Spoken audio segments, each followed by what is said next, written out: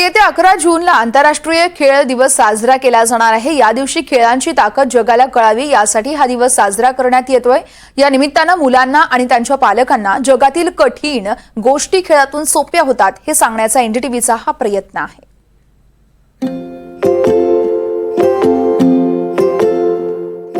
Who hasn't played pretend games as children? Ghar ghar, teacher teacher, office office, we are sure to have played imaginary games like these at some point in our childhood. Did you know that playing ghar ghar is actually a vital tool in the development of your child? In fact, playing itself lays the foundation for your child to develop to the fullest potential. As we celebrate childhood and joyful learning through play on Bachpan, Manao, with EkStep and NDTV, we are joined today by Professor Usha Goswami, who is Director, Centre for Neuroscience in Education at the University of Cambridge. Thank you so much, Dr. Goswami, for joining us. So, I want to ask you, what is the importance of free play or unstructured play, and what does it teach children? Pretend play is very important for both developing children's pro-social skills and for teaching them to regulate their own emotions. Because if you've ever watched children playing an imaginary game, their biggest desire is to be part of that game. So they have to learn the rules. The rules might be that you're not allowed in this part of my fort because you're not the right kind of soldier or something. So they have to learn to regulate their own desire to be in that fort.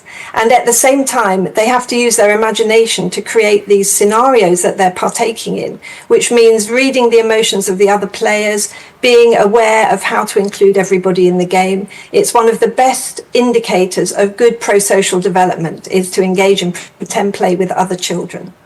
Okay, and everybody loves, I think, we've all done it at some point, like I said earlier as well. Professor Goswami, but does pretend play take away from learning? Does it make the child less academically ready? If anything, it does the opposite.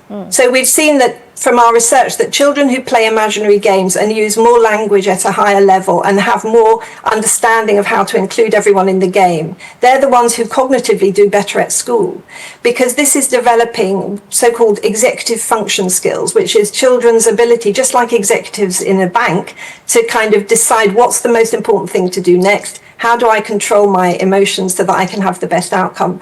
And those types of social factors are very important for learning cognitively then in a school setting. Well, it's extremely important, pretend play. Thank you so much, Professor Goswami, for joining us on NDTV.